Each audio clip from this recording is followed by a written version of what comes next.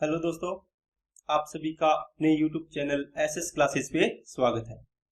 तो आज अपने सिंपल इंटरेस्ट साधारण ब्याज का नया टॉपिक स्टार्ट करने जा रहे हैं। तो सबसे पहले अपने इसको बेसिक से सीखेंगे। अभी अपने पाइप एंड सिस्टम का टॉपिक कंप्लीट किया है, नल और टंकी वाला। तो उसको मैंने काफी हद तक काफी अच्छे लेवल के सवाल आपको करवाए हैं। अगर आप वीडियो को पूरा देखोगे, पूरी वीडियो, तो आपको बहुत ज्यादा चीजें सीखने को मिलेंगी। तो एग्जाम में ऐसे क्वेश्चन नहीं होंगे कि जो आपको वहां पर ना हो, ठीक है ना। सारे के सारे क्वेश्चन आपसे अटेम्प्ट हो जाएंगे। ओके दोस्तों, तो चलिए साधारण ब्याज की तरफ अपने चलते हैं, ज्यादा बात न करते हुए। तो सबसे पहले आपको मैं इस टॉपिक के बारे में मोटी मोटी चीजें बताता हूँ। पहले क्या होता है दोस्तों, सबसे पहला पॉइंट आता है क्या कि इसमें होता है, एक तो टर्म्स होती है वो आपको पता होनी चाहिए। एक तो होता है मूलधन। क्या होता है दोस्तों? मूलधन। इसको बोलते हैं प्रिंसिपल। ओके। दूसरी बात इसके अंदर आती है कि मूलधन होता क्या है।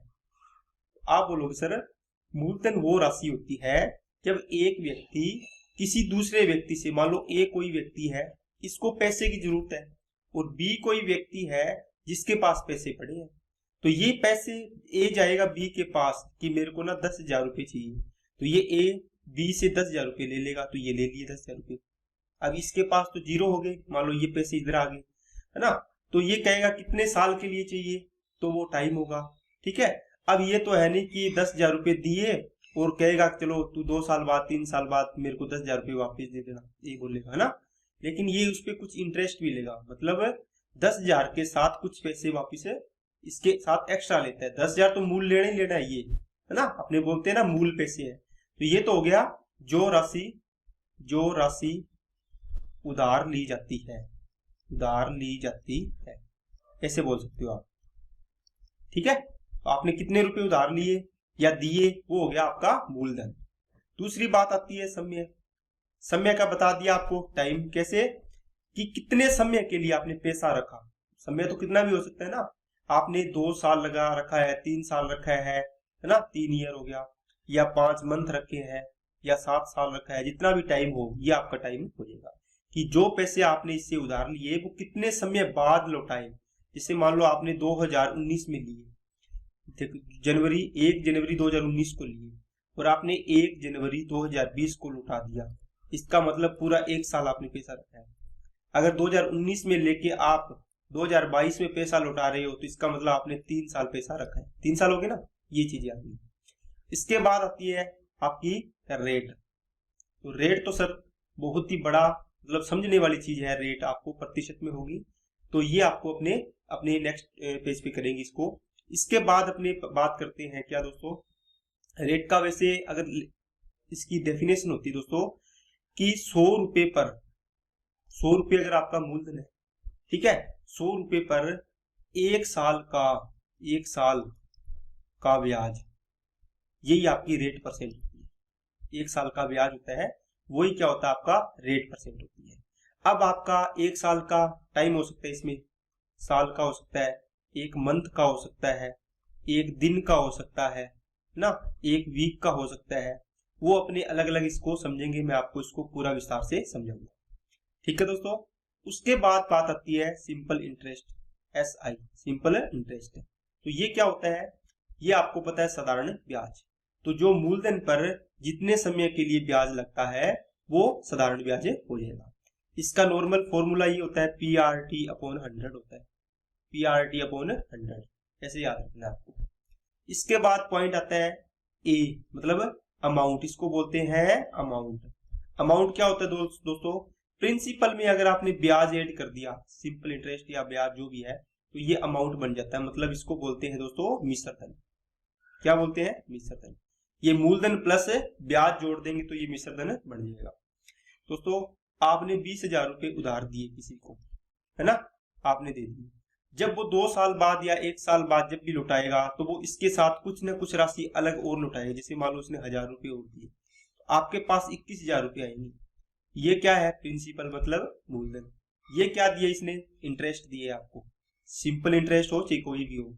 और ये कौन सा हो गया? ये अमाउंट हो गया। इन दोनों को देखो, इंटरेस्ट और इसको जोड़ा है तो ये आया है ना। तो आपको ये तीनों चीजें आपको पता होनी चाहिए। क्या बात समझ में आई है कि सभी को? ओके, चलिए अब मैं आपको थोड़ा रेट के बारे में बताता हूं।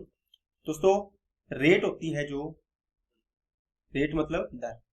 आपको मैंने डेफिनेशन में ये बताया कि 100 रुपए पर क्या एक साल का ब्याज या इंटरेस्ट की क्या होती है, दर कहलाती है। ये तो होगी डेफिनेशन।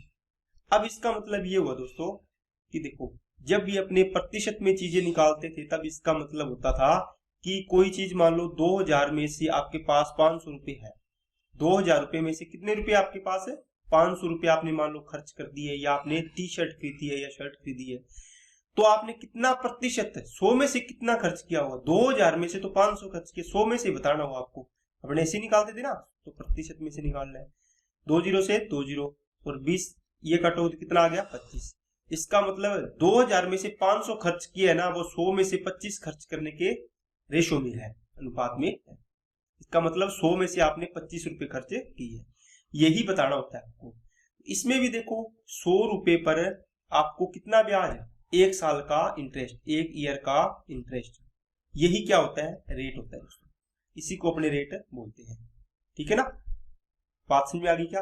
गुणा में अपने 100% लगाएंगे ना 100 में से बताने के लिए। देखो 100 रुपए में से आपके पास एक साल का ब्याज आएगा, तो 100 में से बताने के लिए आपको 100% लगाना पड़ता है। जैसे मान लो मैंने लिखा कि 100 रुपए पर आपको 5 रुपए का ब्याज मिला, एक साल का, एक ईयर का ब्याज इंटरेस्ट कितना मिला, 5 रुपए। तो 100 में से 5 रुपए ब्याज मिला, तो बताओ 100% में से, मतलब 100 में से बताओ कितना आएगा। तो 100 में से कुछ चीज होती है वही परसेंटेज बन जाती है, ये देखो कट जाता है, इसलिए इसको 5% लिख देंगे। इसकी रेट कितनी आ गई, 5%। ये पर एनम आती है दोस्तों, एनम का मतलब एक साल की। अब इसी प्रकार देखो मैंने लिखा 6 रुपए ब्याज मिला मेरे को 100 में से, आप इसमें गुणा में 100 लगाने की जरूरत नहीं है। क्यों, क्योंकि यहाँ पे देखो 100 कट जाएगा, तो ये 6% आ गया पर एनम। क्या बात समझ में आएगी क्या। अब देखो आपको बोल दिया कि आपके पास आपको एक साल का ब्याज मिला है 200 रुपए में से 8 रुपए, 200 रुपए में से 8 रुपए। नीचे 100 नहीं है, लेकिन मेरे को तो 100 में से बताना है, तो 100 में से अब बताओ 100 में से। तो यहाँ से 2 जीरो से 2 जीरो, इसको काटोगे तो कितना आ जाएगा, 4। इसका मतलब 4% पर एनम। अब इसको लिखो 4/100 लिख सकते हो ना, प्रतिशत हटाओगे तो। इसका मतलब 100 रुपए में से कितना ब्याज मिला है मेरे को, 4 रुपए। कितने साल का, एक साल का। इसी को दर बोलते हैं। ये देखो इसी को अपने ये लिखा हुआ, इसी को अपने ये लिख सकते हैं। क्या बात समझ में आ गई क्या। तो आपको बड़ी बड़ी बात समझ में आ गई होगी कि सर हमें बताना होता है, जो रेट होती है वो होता है कि एक साल में 100 रुपए पर कितना ब्याज मिल रहा है। इसे मैंने बोल दिया कि 30,000 रुपए पर एक साल का SI या ब्याज इंटरेस्ट लिख लीजिए।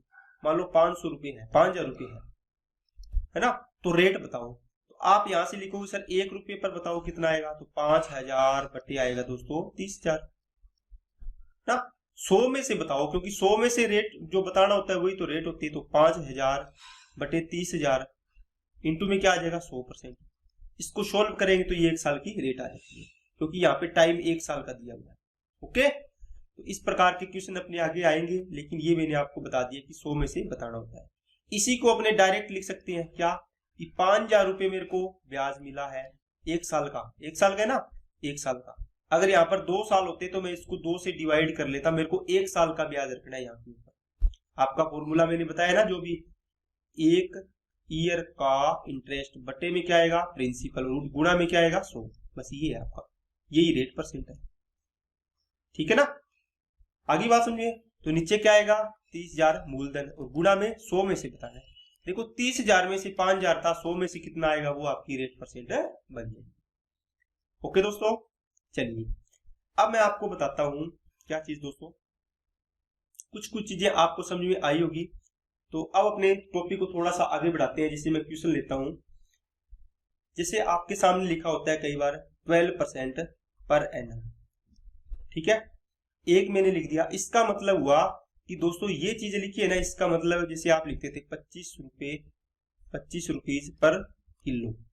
देखो इस लाइन का मतलब आप ऐसे लिखोगे 25 रुपीज पर किलो, इसका मतलब यही है, मतलब 1 किलो की वैल्यू कितनी है, 25 रुपये है। यहाँ पर भी देखो पर एनम का मतलब 12%, पर एनम, पर एनम का मतलब एक साल, प्रति वर्ष जो लिखा होता है यहाँ पे ऐसे लिखा होता है 12% प्रति वर्ष, मतलब एक वर्ष की दर प्रति वर्ष कितनी है 12%। इसका मतलब एक साल में कितने महीने होते हैं 12, तो 12 मंथ की दर कितनी होगी दोस्तों, कितनी होगी 12%, है ना। एक मंथ की निकालनी हो तो कितनी आएगी दोस्तों, आप बोलो सर 12%, मतलब इसको 12 से डिवाइड होगा नीचे आएगा तो कितनी आ जाएगी 1%। अगर मेरे को 6 मंथ की चाहिए तो कितनी आएगी दोस्तों, आप बोलो सर इसको मैं कर दूंगा 12% बटे 12 इंटू 6 कर दूंगा, तो ये 6% आ जाएगी। क्या बात समझ में आई क्या, ठीक है। अगर मेरे पास ये लिखा है कि ये लिखा है 24% पर एनम, इसका मतलब क्या हुआ दोस्तों, आप बोलोगे सर ये तो 12 मंथ की है तो 24%, इतना नहीं लिखेंगे अब अपने सीधा लिखेंगे ये पर एनम लिखा है, इसका मतलब 12 मंथ की है। मेरे को कितने की चाहिए, अपने को मान लो 1 मंथ की चाहिए कि प्रति महीने की, तो 12 दूना 24, तो 2% आ गया पर मंथ आ गया। अब आपके पास कई बार घरों में पूछते हैं कि ब्याज 2 रुपए सैकड़ा लग रहा है, 2 रुपए सैकड़ा, ठीक है ना। इसमें लैंग्वेज में बोलते हैं ना 2 रुपए सैकड़ा, सैकड़ा का मतलब होता है 100 में से कितना लग रहा है, तो 100 में से ब्याज लग रहा है 2 रुपए, इसको अपने 2% लिख सकते हैं क्या, बताओ। लेकिन ये पर मंथ का ब्याज है दोस्तों, है ना, ये कितने का है, एक महीने का ब्याज है 100 रुपए पर, लेकिन साल का ब्याज तो 24% बढ़ेगा। जैसे मैंने बोल दिया 2% सैकड़ा, है ना, तो आप बोलो सर ये तो महीने का है, 12 महीने 1 साल का निकालो, दर तो 1 साल पर होती है ना, तो ये 24% आ जाएगा। अगर मैंने बोल दिया 3%, 3 रुपए सैकड़ा या 3% प्रति मंथ बोल दिया, इसको मैं पूरा साल का निकालूंगा तो कितनी हो जाएगी 36% हो जाएगी। क्या बात समझ में आई क्या, ये चीजें आपको दी होती है ना, इसका मतलब ये होता है।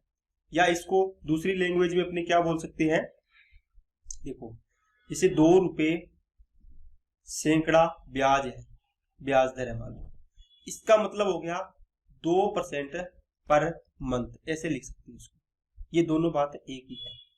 अब इसको मेरे को ईयर में चेंज करना होगा तो मैं इसको कितने से गुणा करूंगा 12 से, क्योंकि ये 1 साल की 1 मंथ की है, तो 12 दूना 24, तो 24% क्या हो गया पर ईयर हो गया, पर ईयर या पर एनम ये लिखा होगा, ठीक है दोस्तों।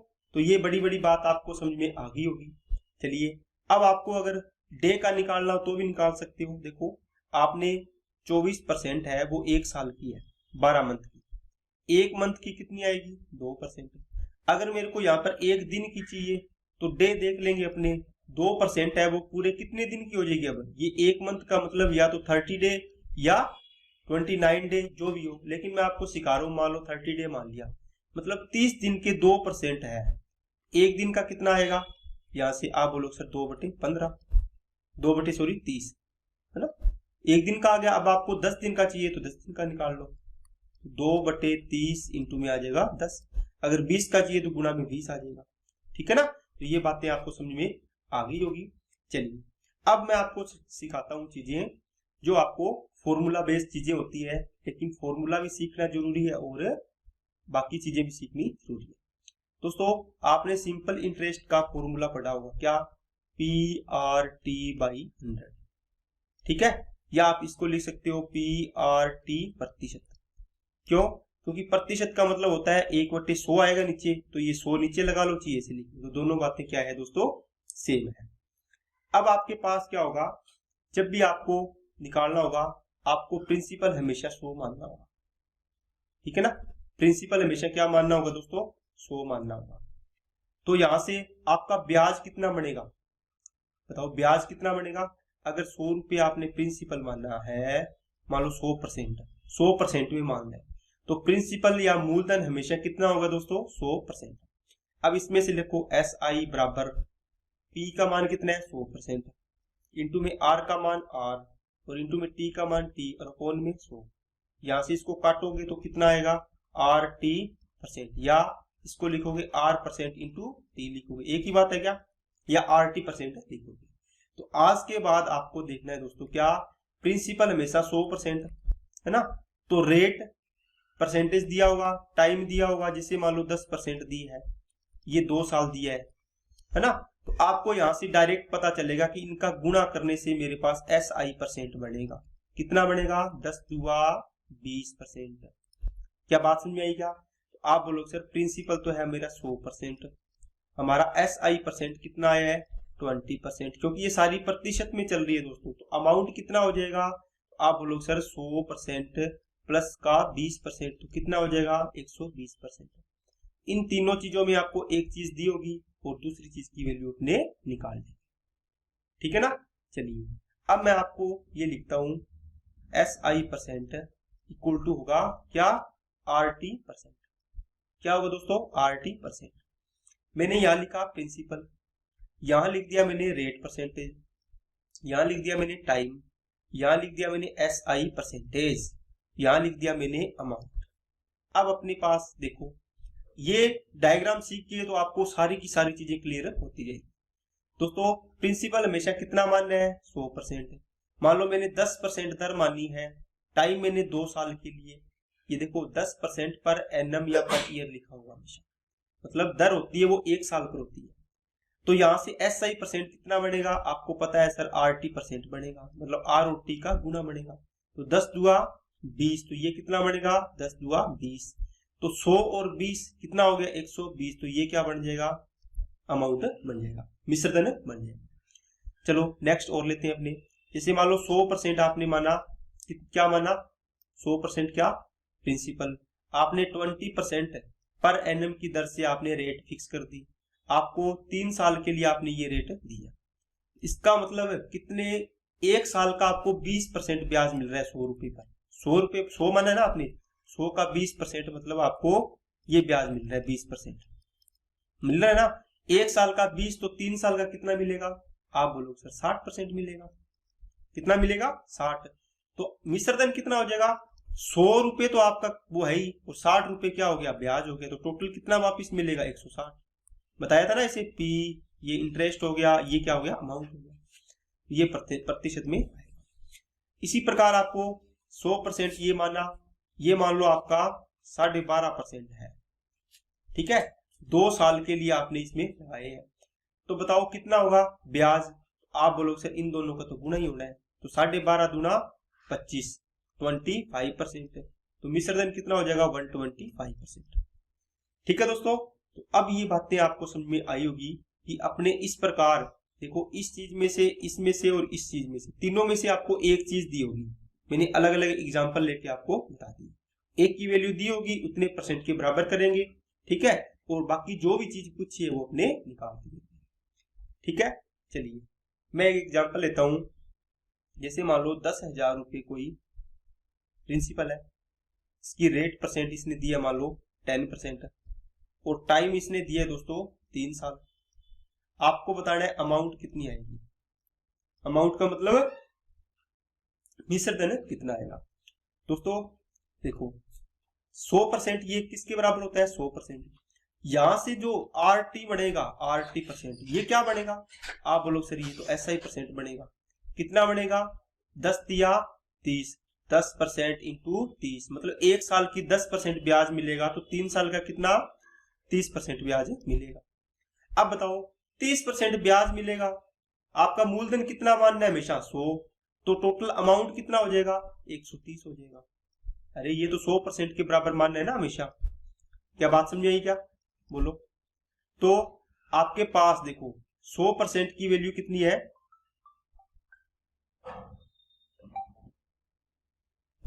दोस्तों 100% की वैल्यू कितनी है, देखो 100% वैल्यू है दोस्तों, 100% की वैल्यू है 10,000, मेरे को कितनी चाहिए 130 की, तो 130% की वैल्यू निकाल दो, तो 10,000 बटे 100 इंटू में 130, इसको काटो कितना आ जाएगा, तो 13,000, तो 13,000 आपका क्या आ गया मिश्रधन आ गया।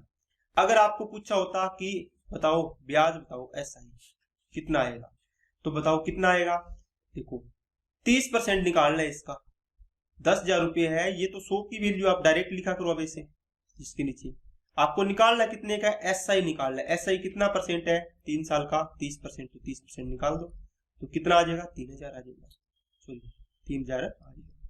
ओके, बात समझ में आई होगी।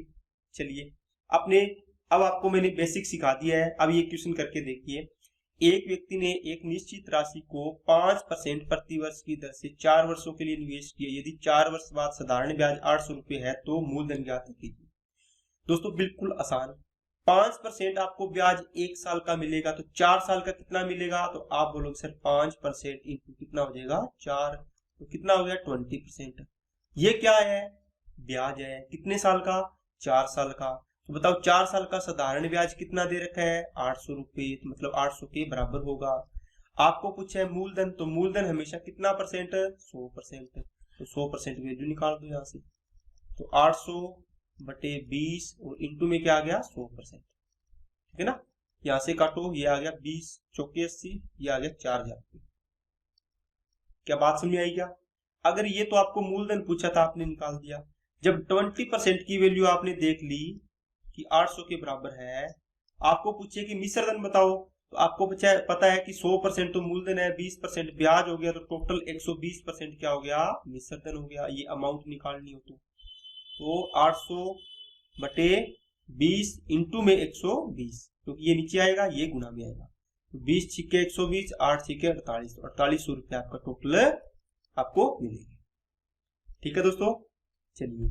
एक व्यक्ति 5 वर्षों के लिए 4% प्रति वर्ष की दर से 4% की दर से एक निश्चित राशि का निवेश किया, वह राशि 4800 रुपये हो तो मूलधन ज्ञात कीजिए। देखो दोस्तों, 5 चौके 20, आपको पता है R% और T का गुणा करेंगे तो क्या बनेगा, ब्याज बनेगा, ऐसा ही परसेंट है। कितना बनेगा, तो ये बनेगा 5 चौके 20 मतलब 20%। अब बताओ 20% की वैल्यू दी है क्या, नहीं थी। इसने बोला वह राशि 4800 हो तो मतलब राशि कितनी हो जाएगी, 4800 हो जाएगी, बन जाएगी, बिकम है ना, ये देखो बिकम बन जाएगी। ठीक है, एक ध्यान रखना है आपको, राशि हो जाती है या हो जाएगी, ये लिखा हो इसका मतलब वो मिश्रधन बता रहा है, इसका मतलब हमेशा मिश्रधन होगा। ये पॉइंट आप दिमाग में फिट कर लेना। ओके दोस्तों, तो आपका बताओ 20% की वैल्यू थोड़ी है, आपके पास कितनी है, 20% ब्याज मिला है, तो 100% क्या होता है मूलधन, तो टोटल 120% होगा क्या, मिश्रधन। तो मिश्रधन कितना है, 4800 दिया है। यहाँ से आपको पूछा है मूलधन, 100 की वैल्यू निकालनी है, तो 100 की वैल्यू निकाल दो, 4800 बटे 120 इंटू में 100, तो 12 चौके 48, ये आ जाएगा 4000। ये पीछे वाला सवाल किया है, सेम का सेम सवाल आपके सामने रख दिए। ओके दोस्तों, तो ये मैंने आपको 2 सवाल करवाए हैं इसके, जो भी मैंने आपको टर्म्स बताई थी।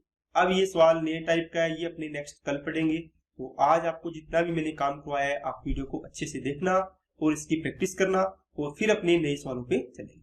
तो अगर वीडियो अच्छी लगे तो लाइक करना, चैनल को सब्सक्राइब जरूर करें। Okay, thank you.